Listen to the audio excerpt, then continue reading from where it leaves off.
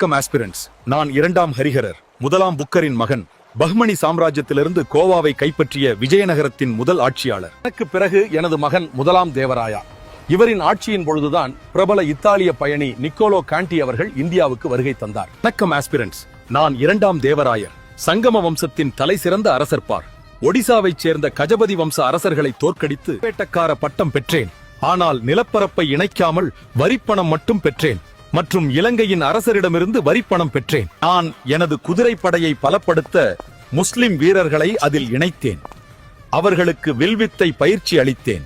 ஆட்சியின் போது பாரசீக தூதர் அப்துல் ரசாக் விஜயநகரத்திற்கு வருகை தந்தார் மற்றும் ஸ்ரீரங்கப்பட்டினம் செப்பு பட்டயம் என்னை பற்றிய தகவல்களை கூறுகிறது. நான் கன்னட மொழியில் சோபாக்கின சொன் மற்றும் அமருக்கா என்ற நூலையும் மற்றும் சமஸ்கிருத மொழியில் மகாநாடக சுதநிதி என்ற நூலையும் படைத்தேன்.